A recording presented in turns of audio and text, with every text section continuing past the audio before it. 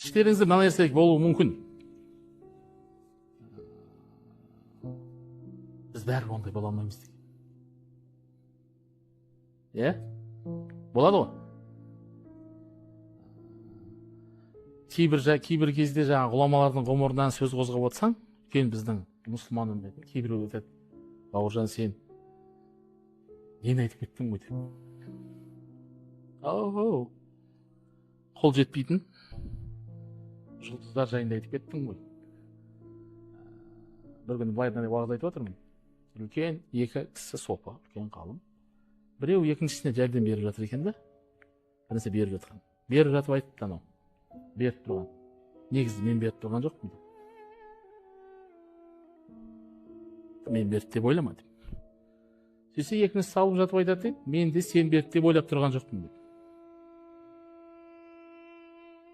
Түсіндіңіз ба? Ананы айтқысы келгені мен берген жоқпын, Құдай беріп жатыр. Деп жатыр. Анау да айтып жатыр, мен сенен алып тұрған жоқпын, Құдайдың бергенін алып жатыр. Деп айтсам, бір кісі айтады, сен бұндай адамдар бар ма не деп. Бұндай адамдар бола ма не деп. Себебі қазіргі мына дүниенің несін көрген? Сұмырайлығын көрген. Мына дүниенің жауыздығын, қатыгездігін көрген.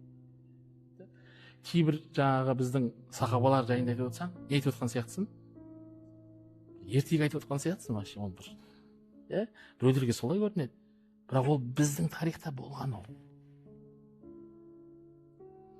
Бір жайында айтып отырсаң, кейбір табиғиндар жайында айтып отырсаң, біреулер ойлайды, бұлар жалпы адам ба, періште ма деп. Бірақ біздің тарихта сондай болған сондай адамдар.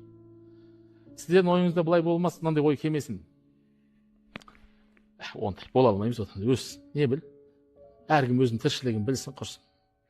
Оған ұқсау қайда, оған жету қайда деген ой келмесін.